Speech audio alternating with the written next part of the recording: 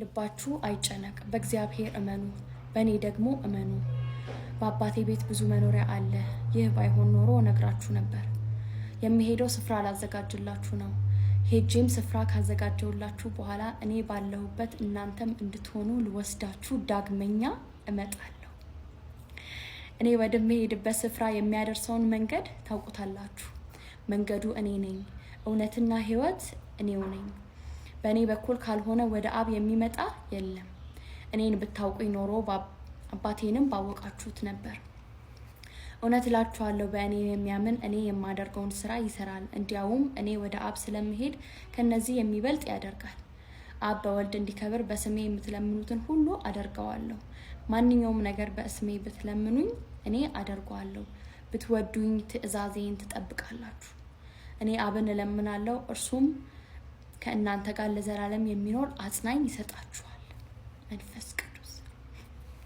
እርሱም የእውነት መንፈስ ነው። ዓለም ስለማያየውና ስለማያውቀው ሊቀበለው አይችልም። እናንተ ግን አብሯችሁ ስለሚኖር በውስጣችሁ ስለሚሆን ታውቁታላችሁ። ወላጅ እንደሌላቸው ልጆች አልተዋችሁ፣ ወደ እናንተ እመጣለሁ። እኔ ሕያው ስለሆንኩ እናንተም ሕያዋን ትሆናላችሁ። እኔ በአባቴ እንዳለው እናንተም በእኔ እንዳላችሁ እኔም ደግሞ በእናንተ እንዳለው በዚያ ቀን ትረዳላችሁ።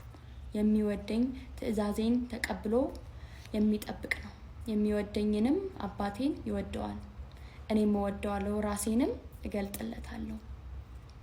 የሚወደኝ ቢኖር ቃሌን ይጠብቃል፣ አባቴ ይወደዋል፣ ወደ እርሱ እንመጣለን፣ ከእርሱም ጋር እንኖራለን። የማይወደኝ ቃሌን አይጠብቅም። ሰላምን እተውላችኋለሁ፣ ሰላሜን እሰጣችኋለሁ። እኔ የምሰጠው ዓለም የሚሰጠው አይደለም። ልባችሁ አይጨነቅ፣ አይፍራ። ዮሐንስ ወንጌል ምዕራፍ 14 ያነበብኩላችሁ። ኢየሱስ ቴንክ ዩ